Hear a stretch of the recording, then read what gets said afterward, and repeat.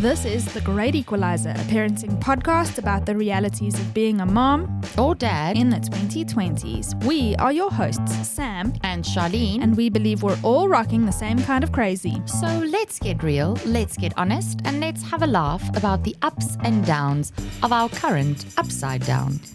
Hashtag no judgies. On this episode of The Great Equalizer, we welcome back a darling of local children's lit whose stories speak to everyone's inner child. This author's vast array of books aim to bring out the best in human spirit. They bring children's stories that they can resonate with while championing a celebration of the self. Refiloe Moahloli, a very hearty welcome back to The Great Equalizer. Thank you. I'm so excited to be here.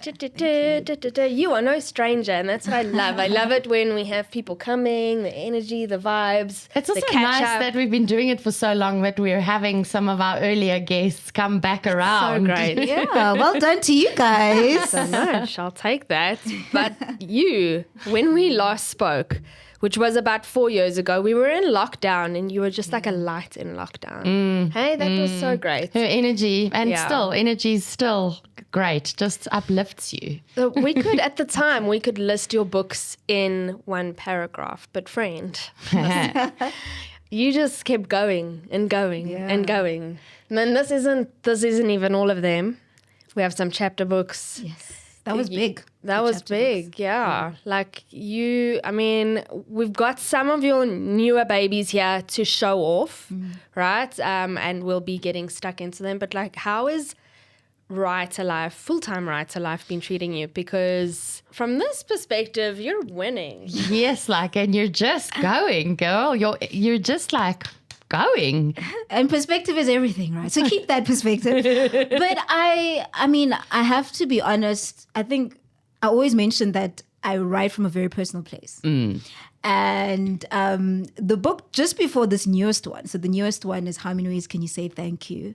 The book just before that is Dance to Your Own Beat. This was like a couple of months ago when it came out. And that book is about a child getting to see themselves and how important that is. And it took me 5 years from when we had our chat during COVID, 2020 to this year. It took 5 years for that book to come out because I think I needed that period to see myself, to recognize my own journey.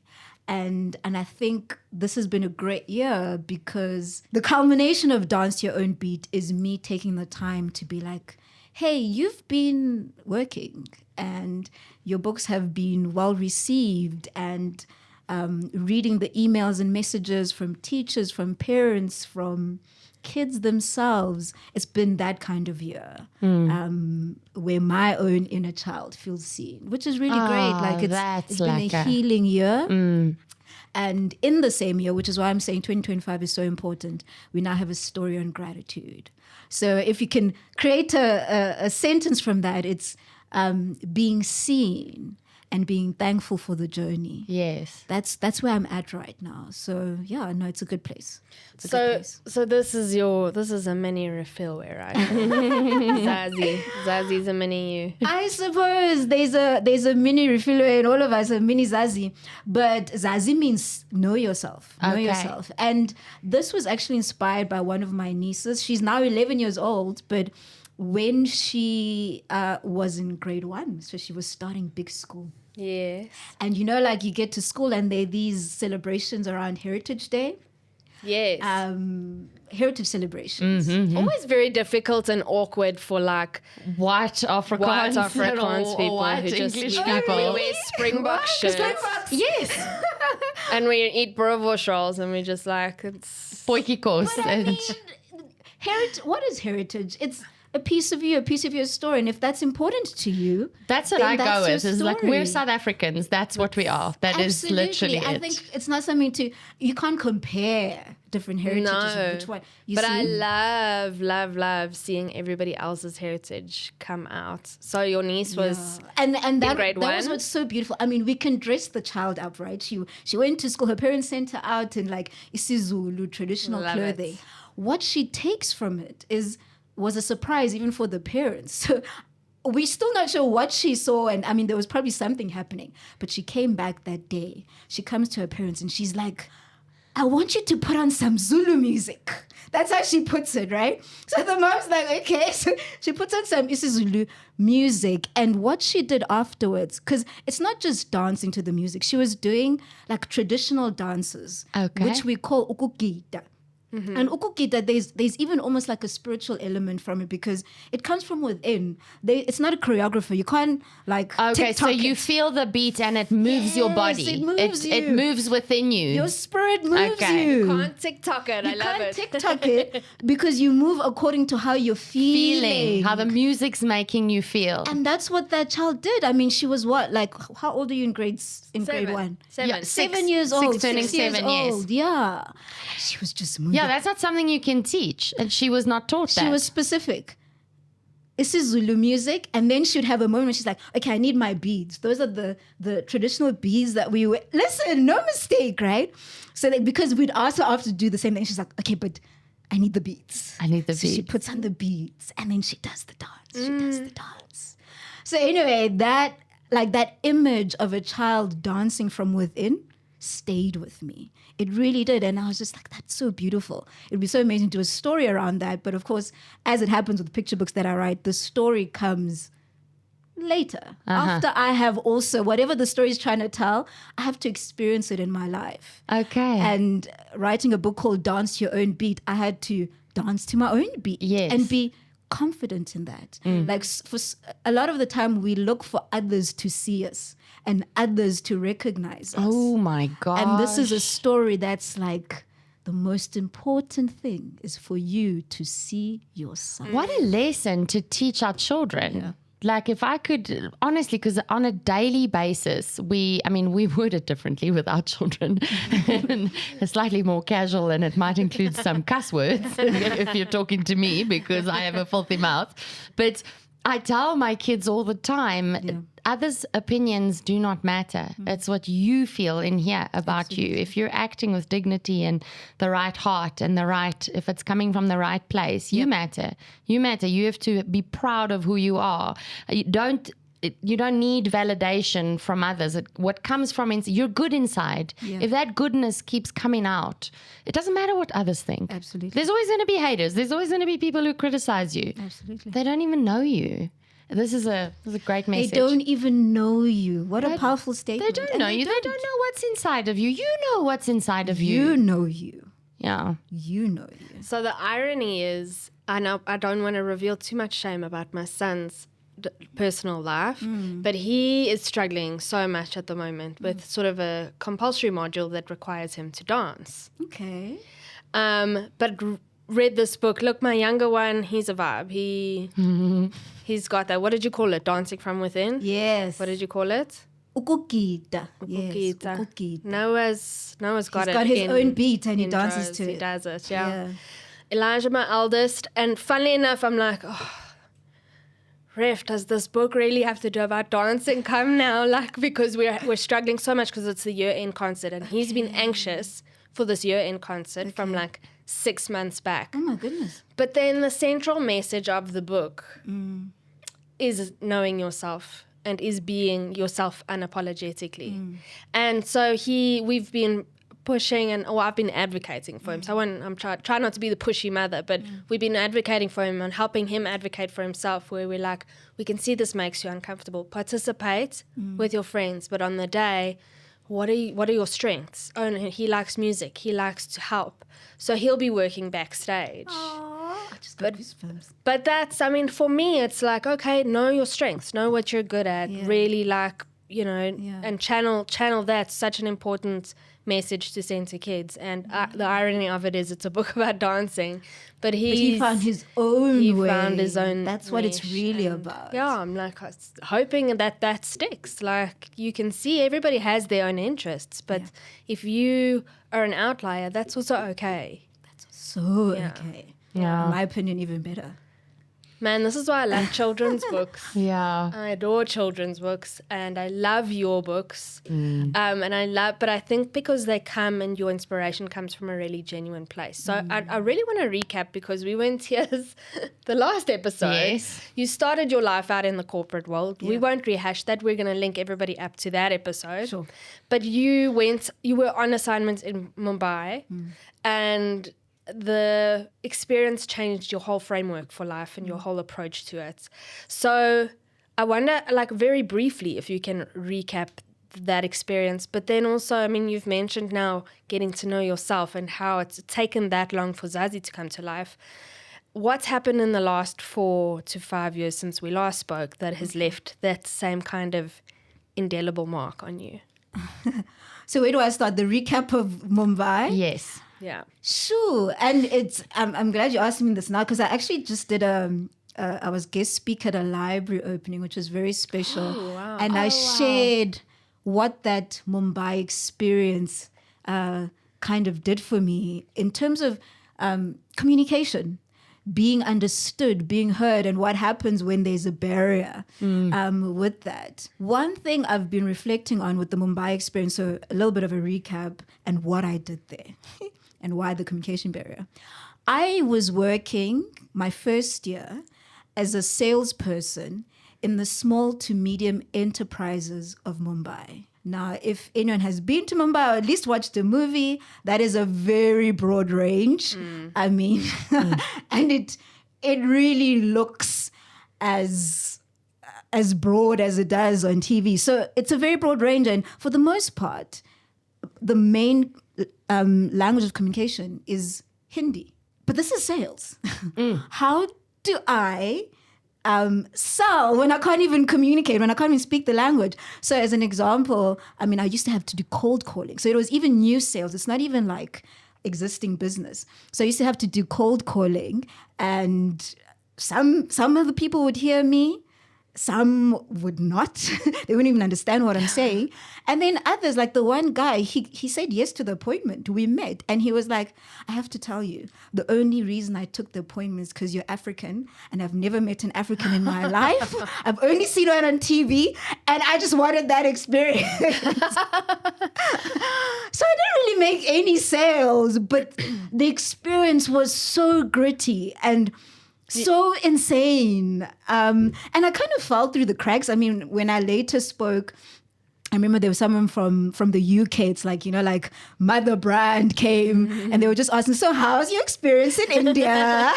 And then I told her eyes went so big. She was like, huh? She's like, actually, we don't usually have people from other countries doing sales as part of this program, just because that's just too difficult. Yeah. You know? And I was like, well, I've been doing it, honey. Failing as per the outcomes that are needed. Yes, like But if we're I've looking been at doing my it. sales figures and deliverables, I'm not quite there yet. But No, as far not as even rich, close. as rich experiences are concerned, Refiloe is like, you know, I've really been having a change of heart, and I've had a life epiphany, and thank you so much that I could do it on your dime, but I've made no sales. like, what do your sales figures look like? I know it was terrible sales-wise, but crazy. It's with experiences you can look back now, right? Like the purpose for which particularly when I you're was older. When you're older, you can look back and be like, well, you know what? I didn't sell anything, but at the time, I mean, it was my 20s. I was like 26 years old. That felt like a huge failure then. Absolutely. I would have been like out of my mind, like with anxiety. I was put on like, I haven't been in corporate in a while. What did they call it? Performance management. That thing. I come from a sales background, honey. I know. We've all been there. Am I right? I had never been put on anything like that in my life. I was like always like a high fly. You know, like your whole life, you were this and that. You're and that super and that. achiever. It was a big thing to be put on performance management. But anyway. Hindsight, man. Isn't it beautiful how life pans out? Yeah, it is. But the craziness of that, the pain of that, the grit, the resilience, because I was just about to say. by the end, and what was crazy is, I'll never forget this. I had told myself, because then after that, she started some conversations and the whole thing was like, Refiloe, we will move you in your second year. It was a 2-year assignment. But like things were not moving. And I had told myself that whatever happens, because the end of the year, financial year is when? Is it end of Feb. Or But there, I think it was it's end of different. March. I think they start their financial year in April, that company. I had told myself, if nothing, come 1st April, you will find me at the airport. I am going to South Africa. Nowhere else. I mean, like, nowhere else. I'm going home. And so it was like, it's like the last day of the month.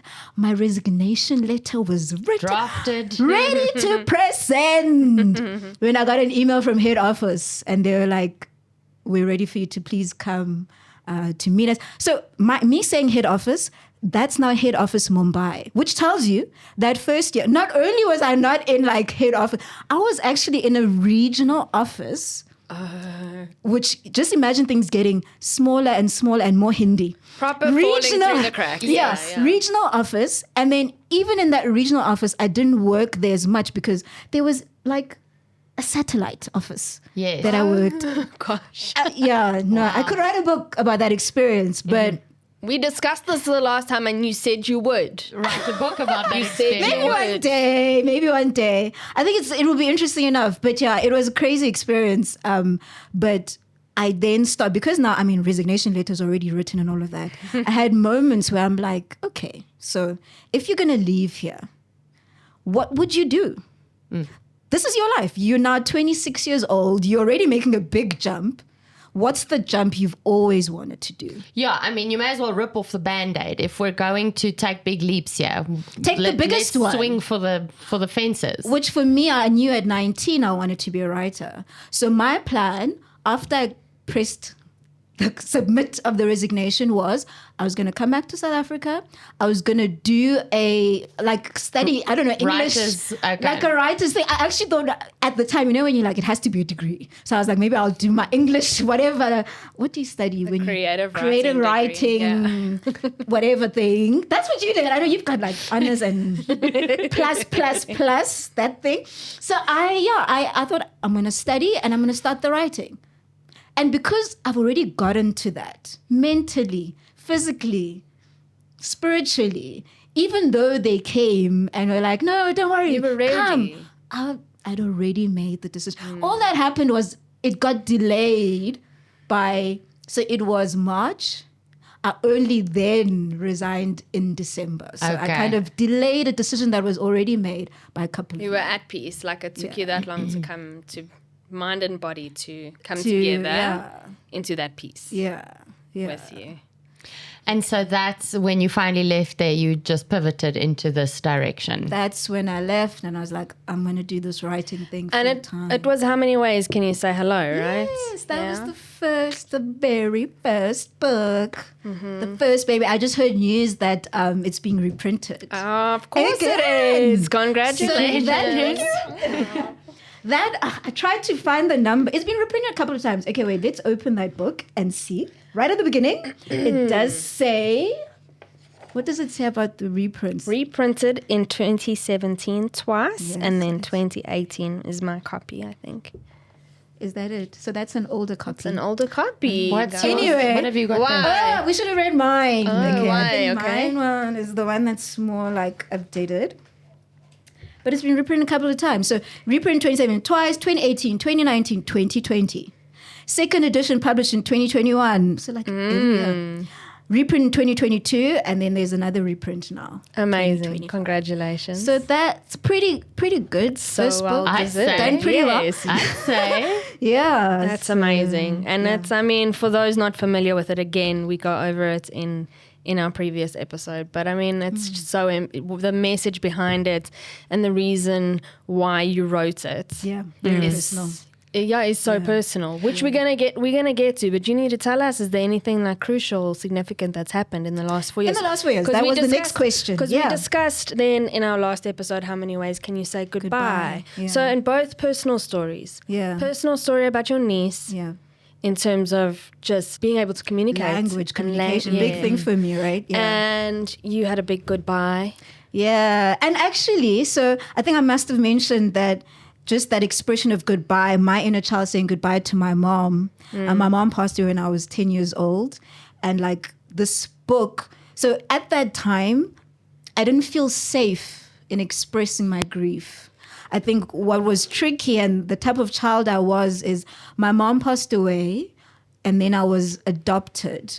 And there was like this tricky emotional thing of, in my expressing my grief, am I kind of, I don't know what, I'm trying to choose the right Ungrateful word. for the life, the opportunity you've But been... then now I've got like new parents and they really want to make this work for a me. good thing for you. You don't want to seem Yeah. ungrateful. It wasn't a both and situation. You hadn't yet Yeah. considered or I mean, you were a child. I was so a child, it's not unfortunately. the both and concept kind of didn't land for you it at that felt stage. It felt like very either or. Very, very awkward. A big part of my life, actually. So anyway, I never felt safe to express that grief until later on. So that book came out and it allowed that. You know, It allowed it's you to take that journey with your emotions. to take that journey with my emotions. And then that was 2021. So 2023, we went back because I think I told you guys about how I moved from my town.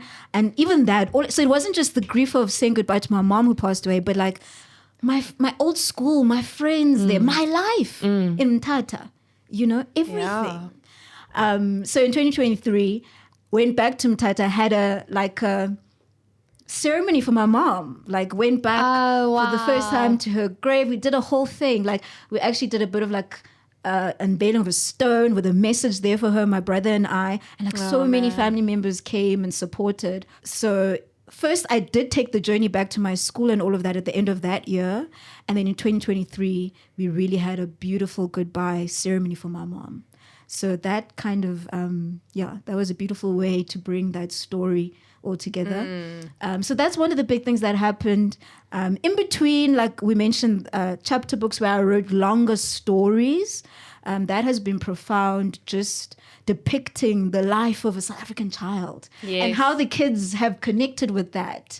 Some of the stories I've heard really are amazing. Kids, I mean, these kids in that book, Know My Name and Part of a Team, are starting a new school, and just the anxieties around that, things that happen in school. So that was big. It's almost like the inner child in me is getting old and recognizing those parts of me. And then now, you know, I already mentioned Dance to Your Own Beat and getting to see myself, a big thing. And the gratitude is very big right now. I am feeling that gratitude for... Just this morning, I was actually feeling gratitude for the child that has become. So like the inner child in me, the resilience that she's shown throughout. Yes. Throughout my life. And We've journeyed. Just sorry, you go. No, I just wanted to say that I think aside from all of the messages, the beautiful messages in these books to children, when we read these books to our children or they read them in the library or they read them at school or whatever, I look at you with such admiration and respect because of the things you've been through and the resilience you've had to learn from that, which... ultimately, yes, you love writing and you love creating these things. You're obviously a very creative person, and that despite the challenges that you've seen as a woman, you're not letting it knock you down. You're not letting it derail your plans for this is my passion. And most importantly to me is that I love that you haven't lost that childlike fervor, that childlike hungriness for an excitement for life and like just for creating something new. Like it's like a fountain of energy within you that you just keep going. The playfulness. Yeah, and it feeds me. I have to say that. Like it's not like a one-sided thing. I think I visit schools a lot. But that's an exchange that happens between me and the children, between me, the children, and the parents, the inner child and the parents. I can see the excitement, the teachers. I mean, there's the one teacher I was in KZN maybe like a month or two ago. She sent me a long letter and she was like, I've been teaching for 18 years. I have never seen anything like that in my life. She was like, the kids, so then in KZN, I was sharing Dance to Your Own Beat. And she was like, we were so amazed. Some of the dreams, because we start talking about dreams with the kids. This book, you know, following your dream. Yes. And she was like, some of the dreams were so big that like they brought us to tears as teachers.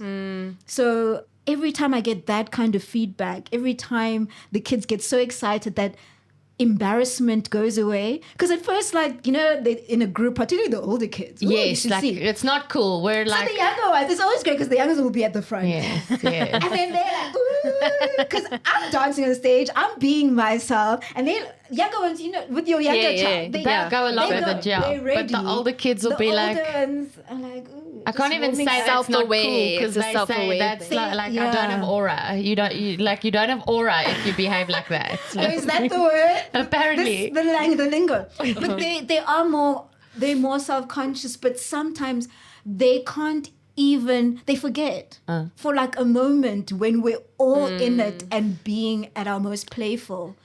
Then I see the grade 7s have absolutely forgotten that I need to be cool. Yes. And then they're also like going wild. And then the teachers are, and that's what it's, we're reminding ourselves of our natural state of being, which is joyful, which is playful, which is present in this moment. But you do channel a real magic energy. Like Charlene and I were at Kingsmead Book Fair a few years back, and we spotted you on the floor, right? I mean, that's my memory of it. Ref on the floor with the kids, and we were in the playing kids. with them. Yes, Yeah, you were like an immersive experience. It's not like you coming at the kids. Yeah. You're like with them in together. it. You know, it's beautiful. I think it's coming down on and being on their level. Meeting them where they're at. Meeting them where they're at. I like that. and respecting them as autonomous individuals, as opposed to I'm an adult and this is what I want to tell you. I think the message is so intrinsic, because you're not talking about your mom in how many ways can you say goodbye.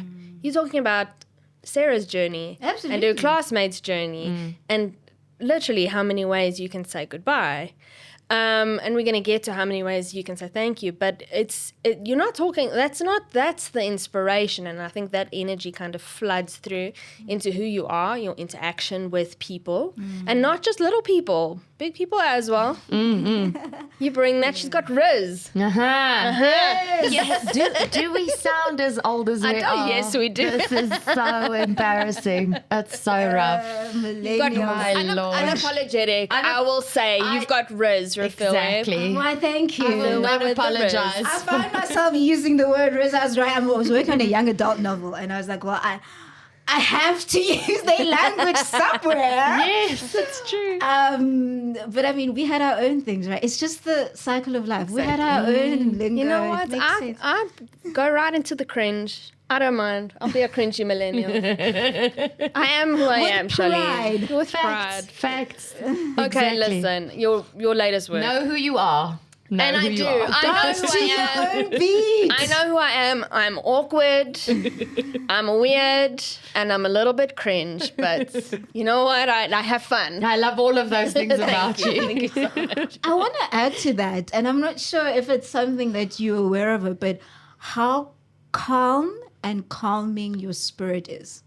So you say you know who you are, you own it, but in owning it, there comes like this calm aura around you. And that calm aura allows the people around you to also feel calm. Like, well, she's so okay with herself. Let me also be okay with me. Do you get what I'm saying? It's powerful. Well, thank you. I'm going to lean into that. Yeah. Yeah, if ever I question it, because sometimes I do. I mean, we're all human. Don't question it. Gratitude. Gratitude is what your next book is about. How many ways can you say thank you? We've had a change of illustrators. Have you worked with Zanelda McDonald before? Yeah, she's amazing. I mean, all your illustrators are amazing. They are, I must say, I've been blessed. We've got such talent in this country. It's been so blessed. Yeah. Zanelda and I worked for the first time. She illustrated We Are One, which Yes. is, I mean, We Are One as One of Books has done really, really well. Yes, that one. We don't have it here. Man, I know exactly where it is. I was just like trading my shelves for all my Refiloe books, but I know where It's in another place. in another place.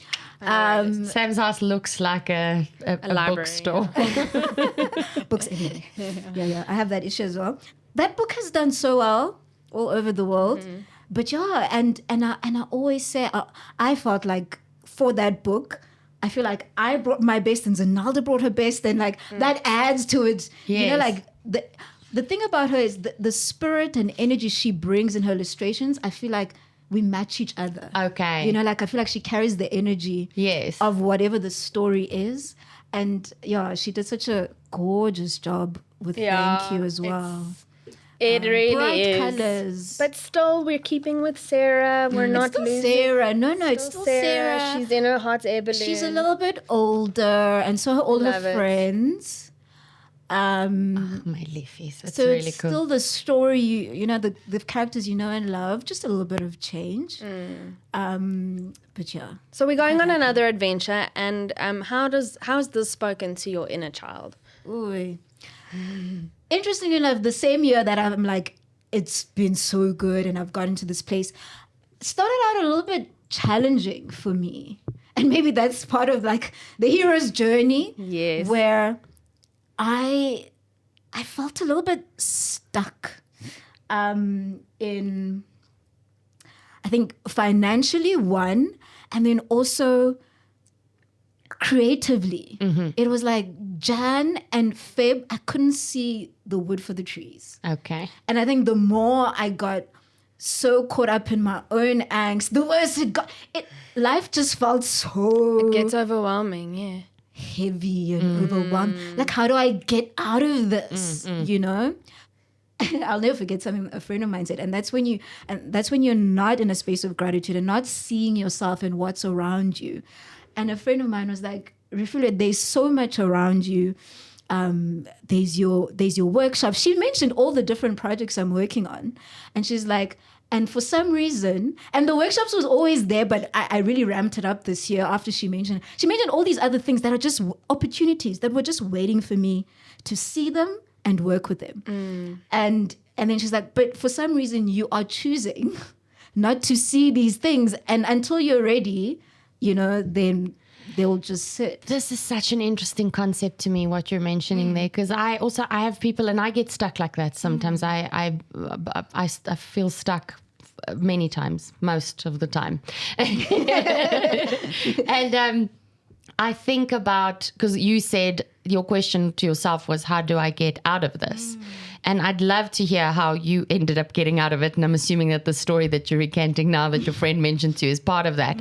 But it is tricky to, we have this novel idea of don't lose the childlike qualities within you, because life comes with such heavy things from an adult's perspective. You know, I look at my children and how often they can be so carefree, and I'm so inspired by that, and we should be more childlike in our ways. But then life happens and it kicks you in the gut, and you're like, you have stress and like financial burdens, and we're adulting hard here. I'd love to just be a kid and like decide today I don't want to adult, and like I don't want to put my bloody shoes on. I don't have to worry about the roof over my head. Yes, I'd love to. So there's these two very polar opposite ideas in life where you don't lose your childlike qualities. And we just had Noah's birthday party, and his party was to go watch the Gabby's Dollhouse movie, and it's all about how you should never lose the childlike adventure, even though you grow into being an adult. And I love that idea. It's very novel, but I keep coming back to, okay, and then we got to pay the bills. So what do we do, kind of thing. And it's one thing, it's great if you are a creative person, but the concept of there are always avenues, there's always things, but if you're choosing not to see them, and the deeper you fall into that little dark hole of feeling trapped in adulthood, the harder it is going to be to see the things that are there. The shift becomes even harder. Yep. I recently rewatched Downton Abbey. I don't know if any of you have. Oh yeah, I've never because watched it just it. came onto Disney. You have amazing Viewers, look at the judgment for a podcast that says no judges. I'm shocked. Judges. I am shook. I'm so shocked. Okay, I'll But get you're on not the it. only one, Charlene, trust. But it's really good. great. Like I really enjoyed it. And when it came back, I've been wanting to rewatch it for a while, but like it wasn't on any of the streaming platform. It just came back on Disney. I was like, thank you. I Hello. will pay that subscription just for Downton Abbey. Okay, well, I've been looking for something to watch, so Nice. there you Oh, have you it. have 6 seasons. I shall report back. There's a line there that like it made me. I was like, pause. Hang on. I just need to interject. Yeah. Are you watching? Yes. Are you watching with subtitles? Or are you not that old yet? No. Are you watching subtitles? Why? Are you watching with subtitles? I like to read the words, guys. Oh my goodness! I mean, I've heard of like bookworms, but that's like levels It's now. next level. Sam's and things. I like Sam's to, things, I like to really yes. get into it. So I pause, but I reading Downton Abbey must be quite nice because Well, the you writing pause. is So you got a good ear good. because it like washes over me if I'm not reading it. My husband, it drives him crazy. Bless him. Okay, so sorry for outing myself as the geriatric that I am. So he says, to this, like, she's like, one of the characters just complaining. And so he says to her, if you keep choosing to think of yourself as unloved, then nothing I say will make any difference. Wild. Do you see why I paused? I was like, mic drop. and you know, it's Downton Abbey. That's It's so a series, true. and they say such deep lines in passing. But I was like, whew. Because what you see and what you focus on is what you'll experience. That's 100% true. If what you you don't, Is that what snapped you out of your Wood Before the Trees, January, No, February? absolutely not. I only recently just watched Downton Abbey. okay. What helped me snap out, like I mentioned, the friend who was like, Refiloe, you said you were going to do coaching. You mentioned coaching earlier. You said you're going to do coaching. So where is it? You know? Like your website, selling through your website. All these things that have been in conversation. Her and I speak a lot. So we have these conversations all the time. And then what was I doing about it? Just a moment for girlfriends, yeah? I know, go. What is life What is life? without your girlfriends? Because and what's powerful, they will remind you. Yes. Because sometimes we forget. Like I mentioned, I wanted to write a story about my India. Holding you to account, But that's friend. what our friends do Yeah. for us. Yeah. And that's what she was saying. She was like, you have a plan. I don't know. You talk about financial stress, but I don't see you activating your plan. So that's also Love this that's friend also, of yours. That's only the kind of that's genuinely the kind of honesty you can take from a friend who's genuinely a friend. I mean, that's not a criticism. That's like, because coming from anyone else, that could seem like, well, you're not, don't sit here and complain because you're not doing anything about the things that actually matter. So, however, it comes from a place of love, and it's being put to you as, don't be sad because you're stuck, because you have so much potential, and I look at you and I see the world for you. Just go and get it, kind of thing. that's what she did for me. That's what that conversation did for me. And that's when I started doing the writing. I started doing a lot of like writing workshops, coaching this year. Seriously. Amazing. And And who wouldn't wanna learn from you? Of the whole. It got me. And the more I did it, the more other things came about. The more, you know, like you become even more creative. It's and stuff. generative, yeah. And that's what, like the message of gratitude, because that's one way to look at, let's say if you feel unloved or you feel stuck or whatever. But what if you using the same energy, but take a positive aspect? So if we take gratitude, and this is what I share with the kids about how we can create using gratitude. If we focus on what we already have, and we use food a lot in this book, and it's a great example to say, so what's your favorite meal? I'm going to ask you, what's your favorite meal? Oh, okay, but you really pretend asking? now, but I need you to be like a child. When you were a child. So you pretend this is your inner child, and I ask you, what's your favorite meal? What was your favorite meal?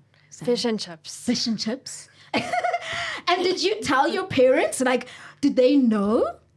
Did they know that you love fish and chips? I wonder. I don't know. Probably. Okay. We had it once a week and Okay, so I ate it with gusto. or maybe because you're a parent, let me switch the question. So I normally ask kids, what's your favorite meal? So maybe think of a favorite meal that one of your children sushi. loves. Sushi for my eldest all the way. Okay. And when you realize that they love sushi, did you stop? You were like, oh, well, I love sushi, and you moved on with your life? We know that's a treat for him. Do they share their gratitude? Like, oh, Mama, I love the sushi. Yes, Did they share their gratitude for it? Do they thank you when they have the sushi? And then so what I say to the kids is, does your mom or dad give you more of the food you like when you say thank you, when you're appreciative? or less. And then they'll be like, my mom makes more. Yes. But that's how gratitude works. When you are thankful, and it's the showing appreciation as well. Like, oh, I have such good food at home. Oh, my mom bought me sushi. It's the showing, it's the expression. The more you're grateful for what you already have, It's as though you're creating abundance. you get more of it. Love it. So food is an example. Yeah. Whatever it is, you can use it in whatever example. You want better marks at school, right? Maybe right now you're getting 65 and you really want 70. When you start focusing on all the things you get right, like, oh, I'm very good at, these are my strengths, because we tend to focus on the things we're getting wrong, right? Facts. When you focus on what you already have, be like, oh, I'm really good, and recognize that, you'll get more. And then you're like, okay, cool, I know I need to work on this. But it's just changing that focus to what we already have and being thankful for it. And it's an energy we get into, like me being thankful for, I started with the workshops, and then all of a sudden I'm feeling, there was a self-esteem thing that I was struggling with earlier this year. But as soon as I was able to got my first booking of my workshop, it's like, There's am validation. valuable. And then as soon as your energy switches, you are able to see all the other things I can be grateful. Oh, I've got a lot. Oh, I'm already living in abundance. This is something that not only kids need to be reminded of, but us, moms, our listeners. This is what I was going to say, is that I feel like what you're saying here, because you mentioned okay, when my kids say, thank you, Mom, for this food. And we're going to talk about teaching kids gratitude, because that is also a little bit of a bugbear, especially this time of year as we head into giving season, which for a lot of kids is taking season. A lot of exhausted parents is just especially us who spending privileged season. our privileged children. Yes, yeah. But when you talk about that, especially my little Noah, and definitely not to discount my eldest Elijah, but Noah often says, he's like, Mom, you make the best jam sandwiches, or I can butter a slice of toast with honey. I don't make the honey. I don't make the butter. Butter makes butter. I don't even slice the toast. It comes sliced. There's really special. It's in the assembly. It's the ratio. It's the ratio and the assembly. I'm just slapping it together, folks. But this kid, he's just like, oh, Mom, you make the best jam sandwiches. Oh, Mom, you make the best buttered toast. And, by God, I will make that toast the next time. Yes, that's true. There's such with even validation. more love. But whoever thanks, if you really get a message of gratitude and that validation, you're going to do it with even more gusto. And I feel like in gratitude, you've just the spark went off for me. In gratitude, when one party is grateful and the other party receives that gratitude, there's a degree of reciprocity where it just grows this positive energy.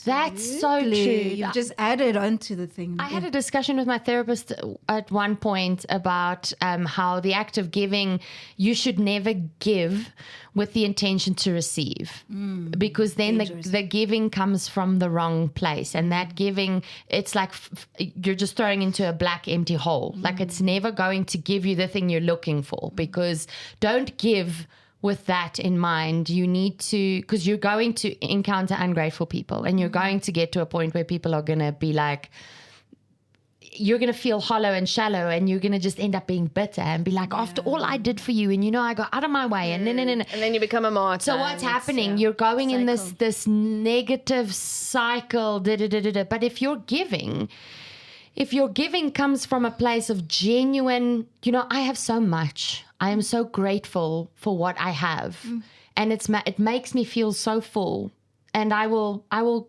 give, because giving, if I can share just a little bit of that joy and love and fullness and gratitude that I feel with anyone else, if it can make any small marginal difference in their life, everybody deserves to feel what I'm feeling here with this gratitude for everything I have in abundance. And he explained to me that in the Buddhist colonies, that there are days where they have to go, the Buddhist monks have to wait on the community to gift them rice. And it's not about the receiving. It's about teaching the community the experience of giving. Because from that, they'll learn to be grateful for what they have, because there's an exchange that happens in that moment. And what we're discussing here makes me think of that, because when I find, like, I love not gifting people things. I'm so bad at it. I'm terrible. Sam's an incredible gift giver. I suck so bad at it. You're so wrong, but okay. I suck so bad at it, but I love receiving gifts. It could be the smallest little piece of paper that you picked up and gave to me. The fact that you thought of me to give That me is true of that you, little yeah. thing. Oh my gosh. It's not about the thing. It's about you giving me something. So I'm getting emotional. So I love that so much that I want to just give a piece of that feeling to someone when I give them something. And I think I make the moment too big. I'm like, it's got to be perfect. It's got to make them feel all the feels that I feel when you gift me, kind of thing, you know? So I think that there is definitely a spiritual and emotional exchange when it comes to giving. And if I give with a heart of gratitude already, there's a different exchange that happens. Absolutely different. In my opinion. No attachment to the outcome. Yes. Because it's not about... That's inconsequential. Yeah. Yes. That's a powerful space to be in, because when we are attached to how did the other people receive it, or how did the other people spend it, how did they respond, that's where you can get into a loop. Yes, because you can be like, because then you're seeking validation. Yeah. You're like, and then it might come from a great place inside, and you have the best intentions and you give it and they don't receive it well. And then you're like, you don't feel validated. And then what are we chasing? Not chasing the validation. You're not chasing the validation. No, it's not about It's that. an expression of it. It's actually more about, as many things, it's more about you, really. Even in our giving. Yes, right? for sure. It's actually more about you and your expression of you. And therefore, as soon as you hand it over, you also hand over whatever emotions with it. It's Yes, like, there's a emotional exchange as opposed to, yes. you let it go and allow the gift to do what it needs to do. Yes. However it does that. Yes. Yeah. So now you've written a book about this, but for children. You've made it age appropriate. We're talking like high level gratitude in adults, which I must be honest, whenever I've been, depressed or in a bad space, my therapist is like, have you considered a gratitude journal? And I'll fight tooth and nail against it. I'm like, please shut up about the gratitude journal. Don't give me more work. Yeah, I've got enough. That's why we're all black. It's a bit of, that's why we're all black, exactly. I don't want to have to think about it. I get stuck, I suppose, and that's really, my own bugbear. But what we're talking about now, and the reciprocity and how that good energy flows makes sense in giving and gratitude for that. So just looking at it through a different framework. But now we're teaching kids to say thank you. And funnily enough, the day we received our copy of How Many Ways Can You Say Thank You, my son was learning sign language from his teacher. Beautiful. And we were able to. And full circle moment, Charlene taught me how to teach my son sign language, my eldest, before he could talk. And he was a prolific signer. Yeah, so it was baby signing. Okay. So it's not sign language for the hearing impaired. It's just... But it was. Yeah. Thank you is one of Yes, them. thank you is one of them. So I did this course and I taught moms this, and I've forgotten half of them. I can't even remember most of them. And I taught my son to sign as well. When they're little, before they can speak verbally, so they can sign, because they can show with their hands what they want. And it helps ease the frustration, because there isn't a communication barrier anymore, like a linguistic communication barrier, because they don't have the language yet. So hardly any tantrums from my eldest especially, but from both of my kids actually, because That is Charlene amazing. taught me that communication. So then full circle moment, right here. This book arrived and then my son's like, we were learning from Teacher B and we were learning sign language. And I said, oh, so thank you. So that's one of them. What I love about this book is you mentioned food. Food is a crucial a way of kind of gathering and taking Togetherness. taking stock around about this time of year, as well as when the Americans celebrate Thanksgiving. Sure. Which is also just centered around a meal. A lot of, funnily enough, there are huge ties between gratitude and food. Yeah.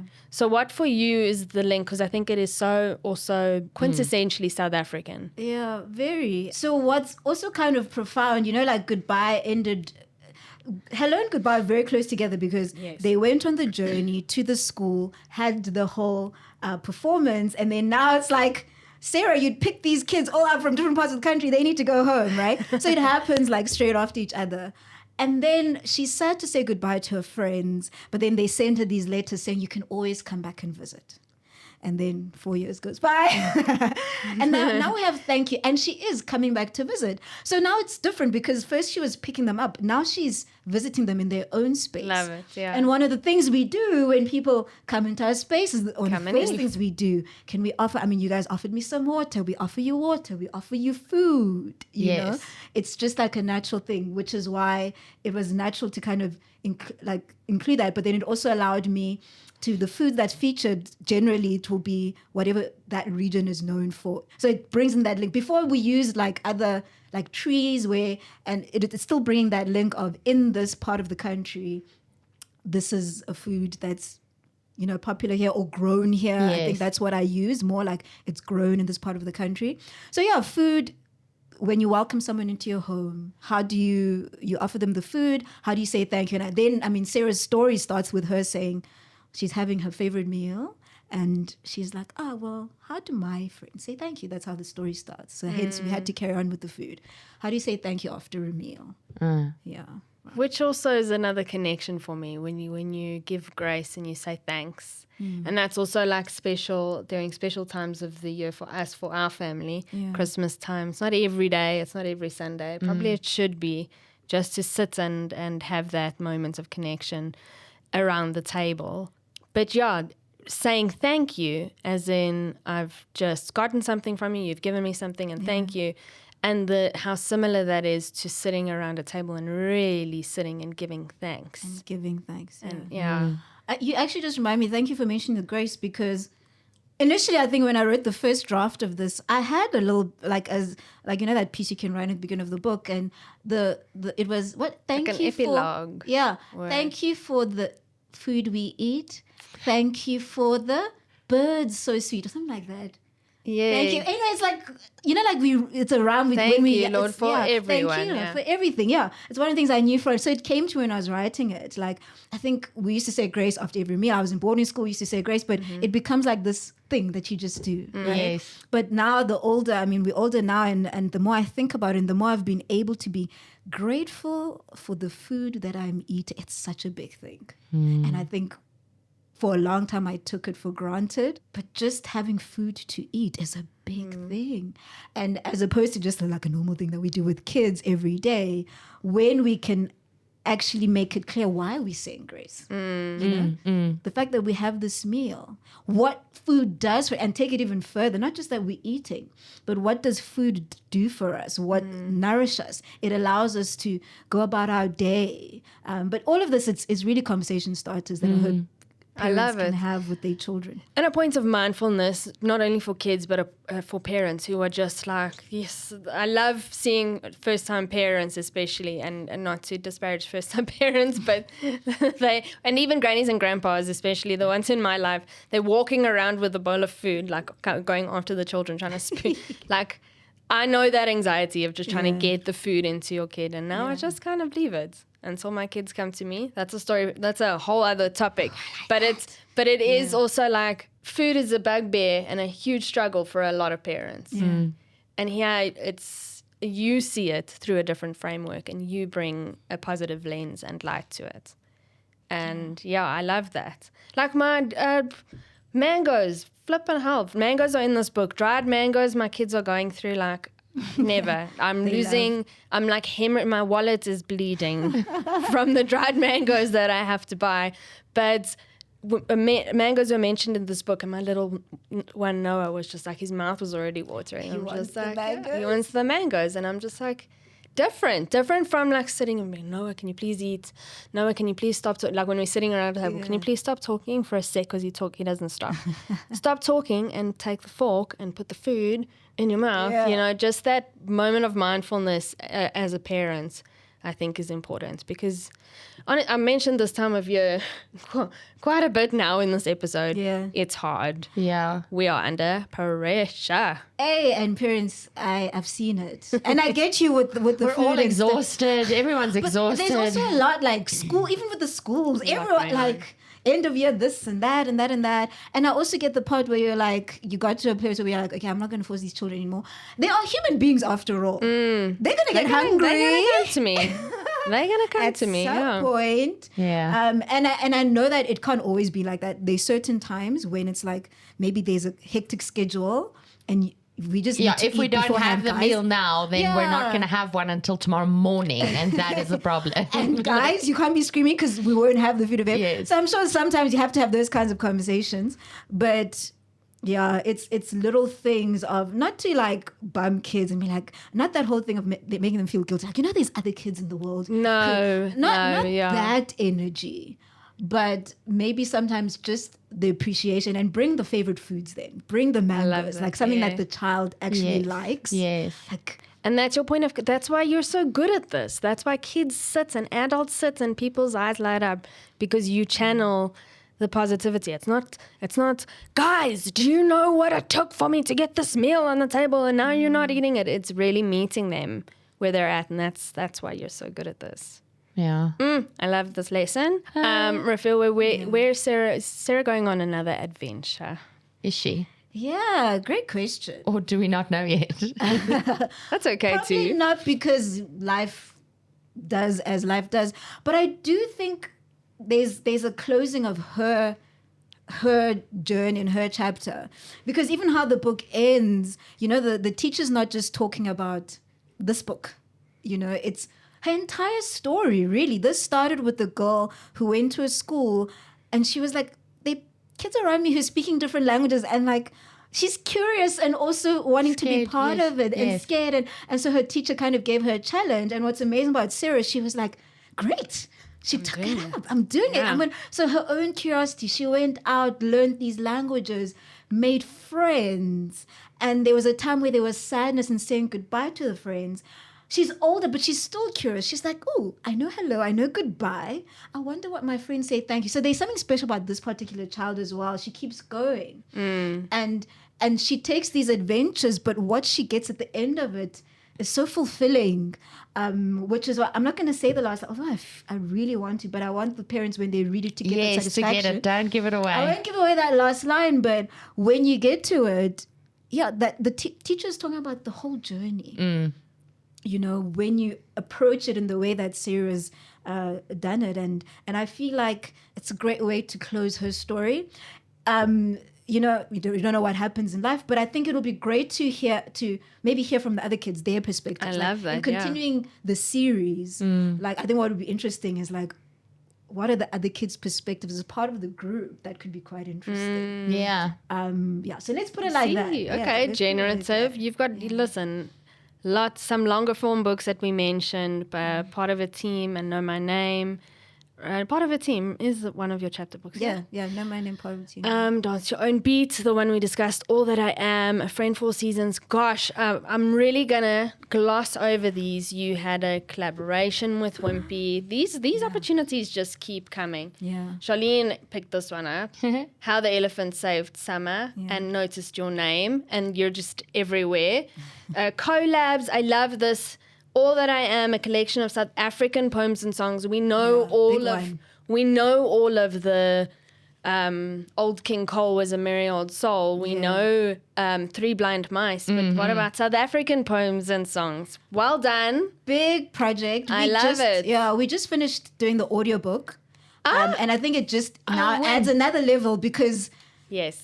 then you actually get to hear, for all the languages, you'll get to hear how the songs are sung. That's cool. I That's love coming it. soon. Yeah. So Well done. This is pushing that. amazing. Okay. And Listen, I'm going to state the obvious. Also talking about the festive season coming up is just to our audience. These are all on the shelves. Yeah, these are great gifts, are guys. all orderable. There's a trio for a child in your life. Goodbye, hello, goodbye, and thank you. Yeah, these are phenomenal. I got my... Oh, and there's a downloadable narration link for thank you. How many ways can you say thank you? I got how many ways can you say hello with a free CD still in my car. Talk about old school. Yeah. Yeah. But it's downloadable so your kids can listen to it in the car because we are going to bungle up our goodbyes, but that's fine. That's fine. We're here to be judged. We're here to be judged. You've got amazing collabs, and I really just want to especially that one. I love nursery rhymes. I love poems, and I think that is an amazing project. Well done to you. The opportunities are just absolutely endless, and you've done amazing work. But what other sneaky projects can you share with us on the Great Equalizer, Refiloe? I almost mentioned a project that I'm due to submit my publisher doesn't even know about it right now as we speak. I'm like, oh, she mentioned something. I was like, oh, I was like, oh, I haven't even seen my publisher yet. Probably not that one. Let me not that one. But okay, coming soon. The Rorisang and Morena are the characters who know my name and part of a team. Yes. So coming now in Jan Feb are readers of those characters. So they're a bit younger because it's readers. So as your kids are starting school. Love it. Yes. And interesting Lord, books do to we read. need just different early readers for our children? Oh, like the prescribed readers please. in the government schools. Please that our and children thank you. Yes. I'm so Different excited. readers. Bring them all. Love this. I have my own personal thing because even as a child, I once got in trouble. Anyway, I will mention it now because I'm older now. But I once got in trouble. I was in grade 2. But I was already reading novels then. But we were reading those readers, Kathy and Mark. Kathy and Mark. Oh, goodness gracious. Imagine someone reading novels and you give me Kathy and Mark. So, every day you have to sign. The parents have to you have to read. Card, Then your parents have to sign. Yes. So We do know we're there currently.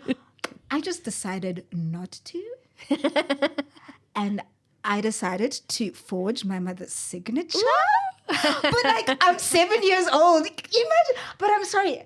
What child? Because I'm like, what brain? I don't know if I saw that Lorry anywhere. went up the hill. Yeah. It's not. Oh, Kathy and Mark, bless them, but let's put them to bed now, please.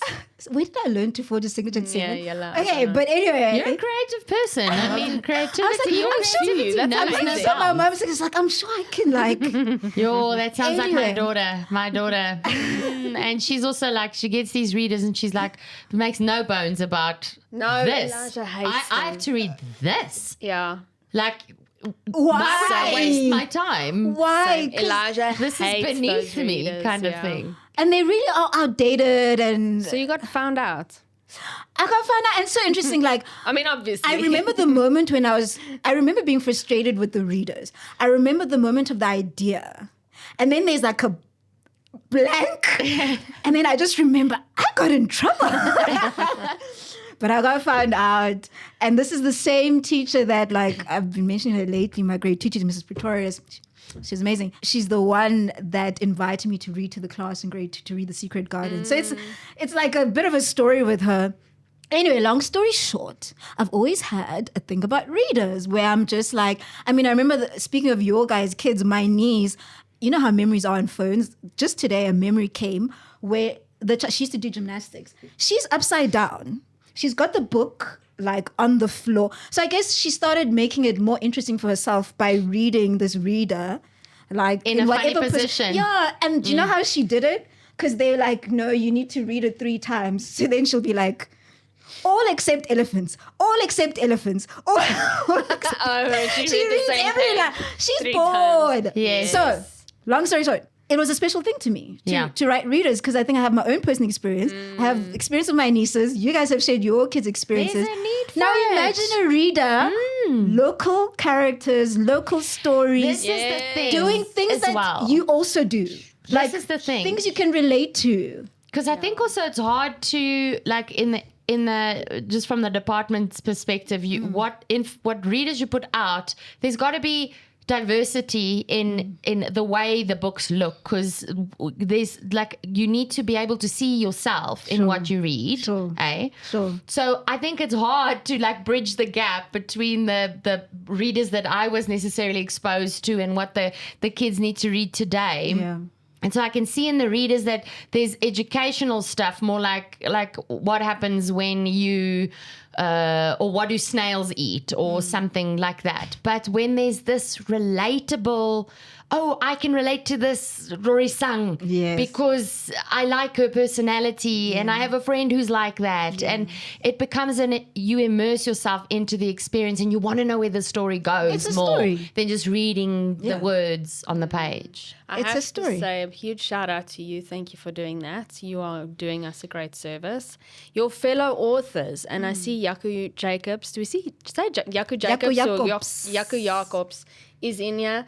Laurie Ann Preston has also come out with a few books, early readers. So I see South African authors are really doing the most. Yeah. And thank you. Yeah. From parents to you guys, like, God bless you guys, because we definitely... Elijah's one, I have to say this, some of his early readers are not the Cathy and Mark, not Little Red Lottery, it's Fat Pig Gets in the Van. But to him, calling Fat Pig fat is derogatory. Oh, so he feels bad. He feels bad. So he's just like, Mom, just while I'm reading it to you, I'm just going to say Pat the Pig. But when I read it in class, I'll say Fat Pig. Oh, but gentle boy. Yeah, I'm like, it's okay. It's literally the word in the book. They just want you to sound out. And he's like, no. So I know you guys are not going to have Fat Pig getting in the car. It's a different world. You're going to have some color.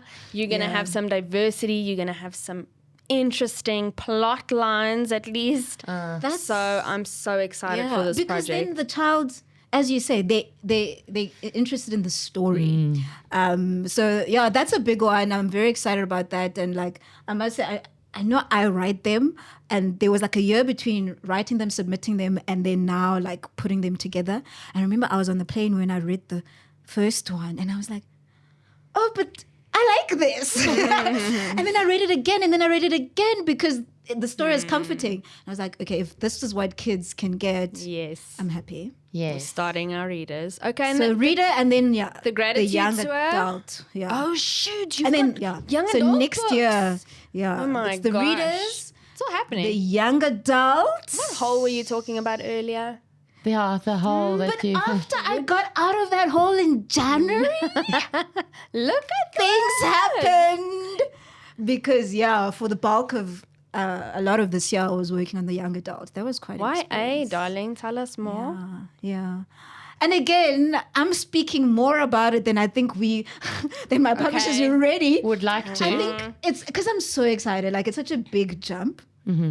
I've always felt like, I got to a stage in my life where it's like, who teaches us about relationships? Like, Television and TikTok. But how crazy is that? How crazy is that? So that time of our lives, we get into these like intense romantic entanglements. And we have these big feelings that because we've got raging hormones from when we're teenagers. Yeah, it's wild. It's a wild, crazy time. And then we've got social media as our as our lighthouse. I don't know. So I always wanted to write a book. The adult that like I went through that madness. I got into like a very serious relationship as like I was like 19. Never mind that I was in my first year of university, but I'm still a teenager. You didn't feel young, I wasn't 19. You were. That was my second year. So I started university at 17, which a lot of kids do. We're still young. Yeah. Anyway, point being, as teenagers, we get into these like intense situations with, I think, really little information or misinformed, or we're hearing from each other. What do we know as teens? And that's okay if we're sharing the information, but I think I wanted to write a book with like a different perspective. And what allowed that is almost like sisters with an age gap. So just as your older sister, who you're very close with, is having certain experiences, just it allowed like a certain narrative. You see now, talking about something that I can't really talk about anymore. But the point is, so it's a romance novel it. In a very South African context, because that's another thing. Yes. South African YA. Do we know? Are we allowed to know what it's called? No, because I don't even know yet. I don't have the final time. Guys, I'm so excited. The fact that I submitted it is like a big thing for me. Well done. Yeah, there's still a lot that's coming, but I think I've spoken about it so much, and just the excitement around it. I think we've needed books for older kids, local books. Yes. I've seen the impact Desperately. of local stories on the kids and what it means for them, how their eyes light up. Because you can read as many romance novels as you want, but if, for instance, none of them actually bring in, like, as an example, like the lobola aspect. Yes. Which is real. Like, it doesn't just go away, no matter how modern You want to be... our society. Do you know what I'm saying? It's part of it. And for a lot of kids, then they almost, when it happens, then they come across this. Yes.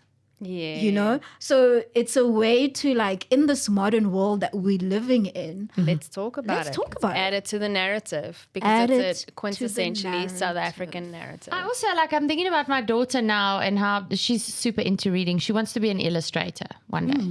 She loves books, but she wants to be the one. When she was little, she was like, Mom, what do you call the person who creates the pictures for the book? She loves to read, but she wants She's to. a beautiful artist. She wants to create the pictures for the book. Okay. So, because of the pictures, she's grown into a love of reading. Linguistically, she's strong. If I look at her marks at school as well, where her brother's much more critical thinking, mathematical, whatever. She's strong in her languages. I think about her and reading like books from her favorite authors as a young kid now, as a 7-year-old. Imagine growing into a teenager and a young adult one day, and here is Refiloe your favorite author. Moahloli's young adult novel that she gets to read and get a different perspective. Kids are growing with you. And your writing and your work. exciting. Yeah. And I think that's also, I suppose I'm touching different parts of my inner child. Yeah. Yes. That's what it is, really. Yeah, right? and the journey Yeah, that the journey. you've been on in your life. Yeah. You've got a point of view and a perspective on all of these. You've got vantage points from each of these stages in your life. Why not let it speak to others? Let it speak to others and just like, I mean, the YA, you see how I write book. Again, it's conversation starters. Again, it's not like, this is how you do We got life. lots to talk about, Yeah, it's conversation starters. So you were talking about when you were stuck in the rut, that you were, one of the things was selling from your website. Where do people find you? Where do our listeners find you? What? Refiloemoahloli.com. Okay. My name and my surname.com. And that's Okay. where, if anybody wants to get in touch with you regarding coaching Yes.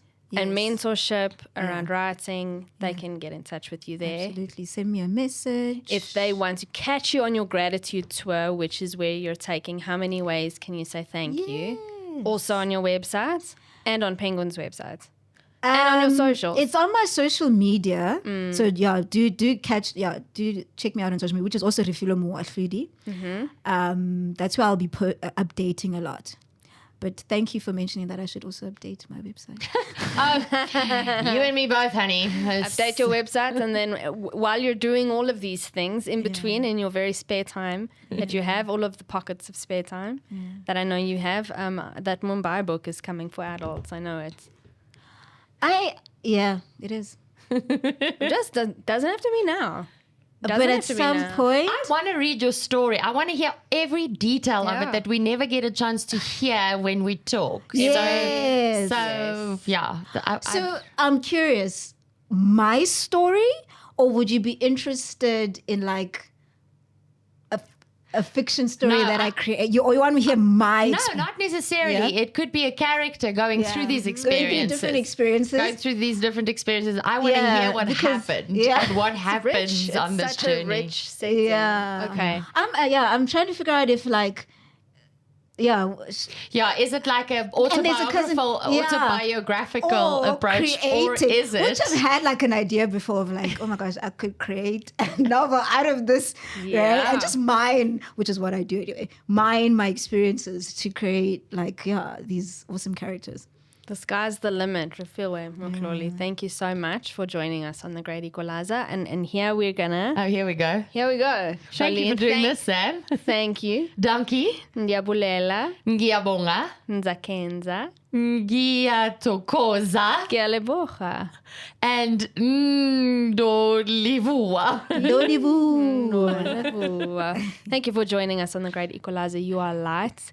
You're a testament to the fact that dynamite can come in the teeniest, tiniest Definitely small packages. But that does not mean that they're not impactful. And you are always, always welcome on the show. Thank you. This was amazing. Again, guys. Jeez, you guys are good at what you do. Thank you. Okay. How about we keep talking, Charlene? Yes, listeners, you know this. If you want to weigh in and chat with us, email us. You can swear, rant, cry, or you can just share with us what you're grateful for, since we're talking about gratitude. Let's put gratitude out into the universe, and then hopefully great things. Let's harvest some gratitude. So DM us a voice note, or you can send us a DM on Instagram. We are at The Great Equalizer Podcast, or you can record one on your phone and you can hit us up over email. Our email address is info@thegreatequalizer.co.za. Yeah, guys, feel free to tag us in your Instagram, Facebook, TikTok posts. We love seeing what you guys are into, what you're chatting about. If you do purchase any of Refiloe's books, we want to see. We want to know. Tag us on your tag socials. Refiloe. We love engaging with our audience, and we like to know if you're picking up what we're putting down, guys. Exactly. Yeah, your support's super important to us. Without any of our viewers or listeners, this podcast would not even exist, and we're so grateful that you've supported us for so many years. Send us a love, a little hartjie. Remember to subscribe to our channels and leave us a comment, and share our platforms or our handles with someone that you know might be interested in listening to what we have to say. Charlene, I think that is it for this episode of The Great Equalizer. Until next time, keep your mom game strong.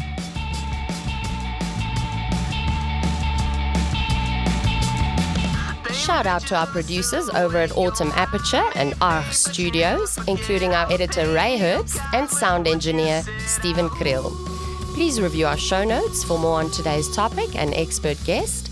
And for more on The Great Equalizer, our website is always a good idea, www.thegreatequalizer.co.za, along with our social media platforms on Instagram, Facebook, Twitter, and now YouTube. And of course, if you want to chat with Sam or Charlene directly, email us at info@thegreatequalizer.co.za. We would love to hear from you. And guess what? We respond.